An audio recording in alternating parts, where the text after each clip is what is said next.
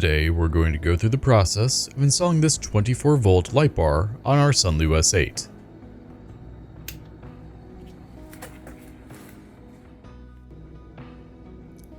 It comes with the light bar itself, which has an on and off switch,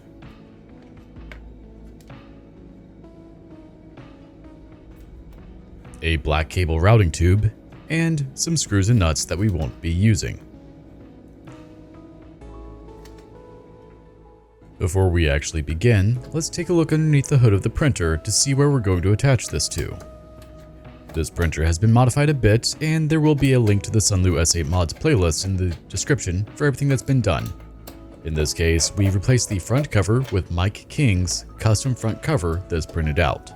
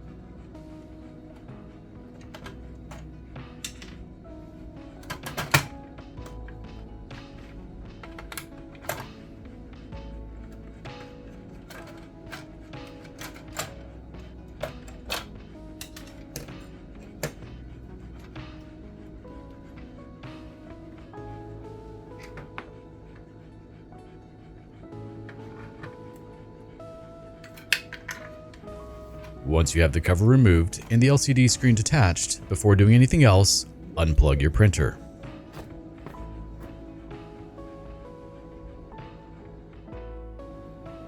The Sunlu S8 is a 24-volt system already, hence why we went with a 24-volt light bar, and we'll be simply connecting it to a positive and negative terminal on the power block.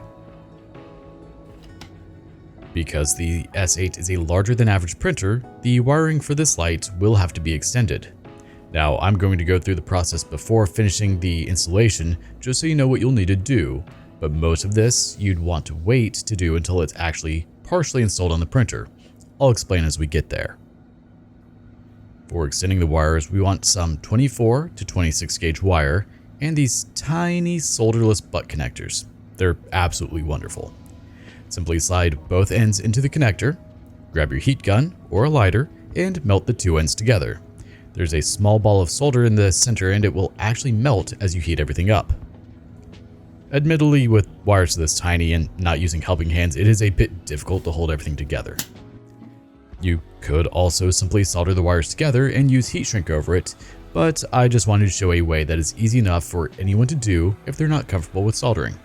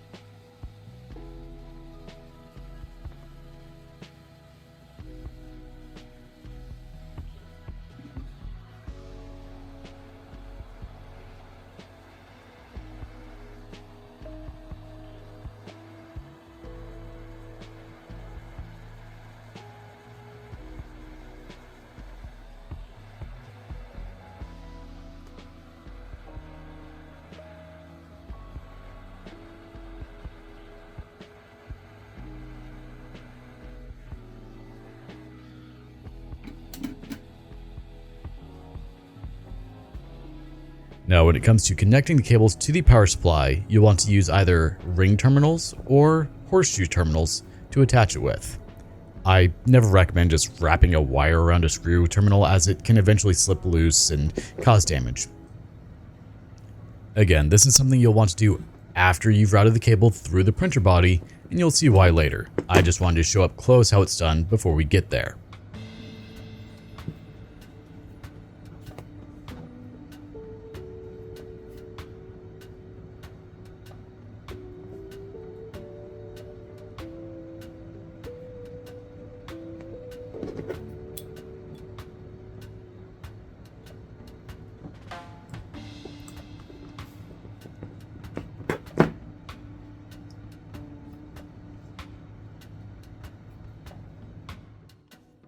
For actually installing the light bar into the rail of the printer, it does take a good bit of force and finagling, as it's a tight fit, which is what we want anyway so it doesn't fall out. The way that seemed easiest for me was pushing it in at an angle so one side was caught on the inside of the channel, and then pinching it a bit while pressing up to fully seat it in. Obviously this takes a bit of time, so be patient and don't let yourself get frustrated if it keeps popping out. It'll fully seat in eventually.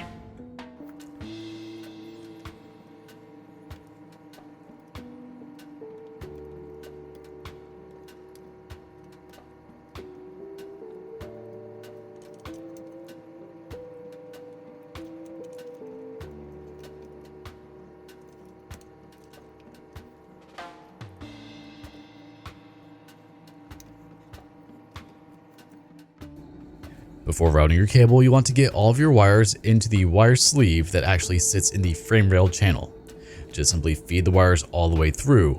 It'll take a minute or two to do so, and I'm not sure what happened to my footage here, but it stopped, so on the bright side, you don't have to watch me slowly shove wires through a hole, so I guess it works out.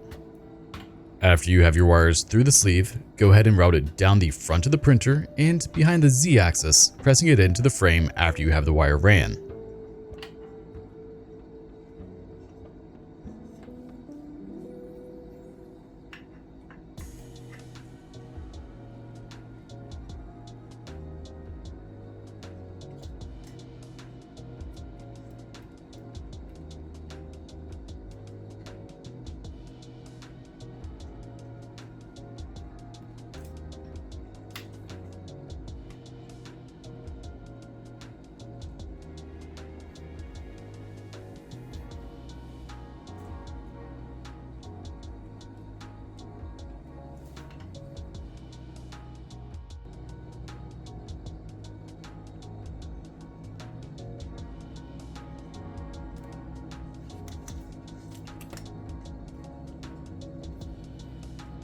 Once the wire is fully ran there, it's time to put your wire extension on as shown previously, and then route it through the bottom of the printer, as there's a convenient hole where the existing wires already go through.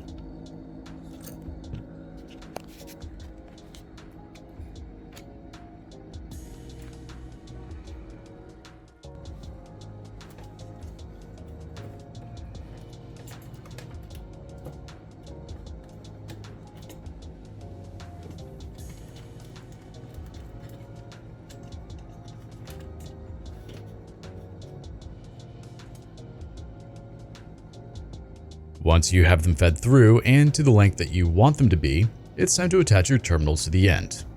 If you had previously attached the terminals, you wouldn't be able to easily get them through that opening and likely would have had to cut them off anyway to feed the wires. It's a little annoying having to do it here at the terminals, but it's not too bad overall.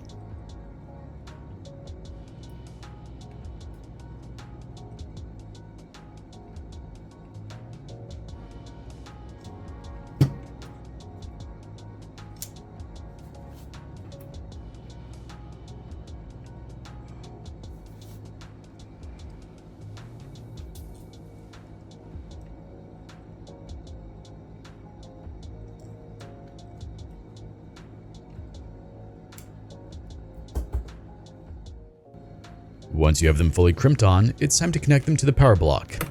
Simply lift up the shield covering the terminals, loosen the set screw slightly, and slide your terminals in and tighten it back down.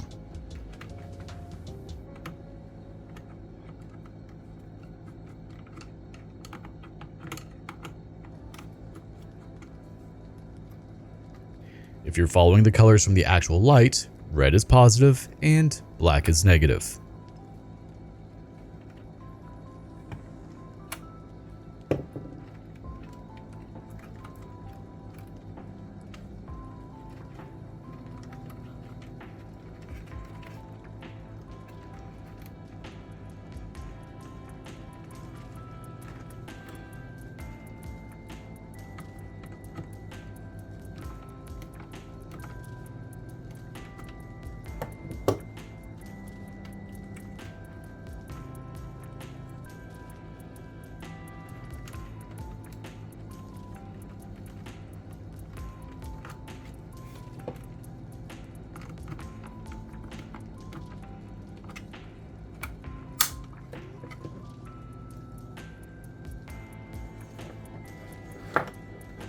After you have them in and tightened down, go ahead and plug your printer back in and you can begin testing everything.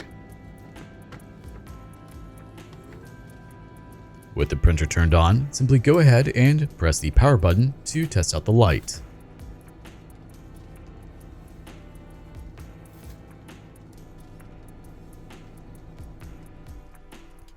Once you verified everything works the way you want it and you've got the cables where you want them to be, go ahead and put your front panel back on. As always, if you like the content I'm putting out, make sure to like, comment, share, subscribe, and don't forget to hit the notification bell to stay up to date with all new content as it comes out.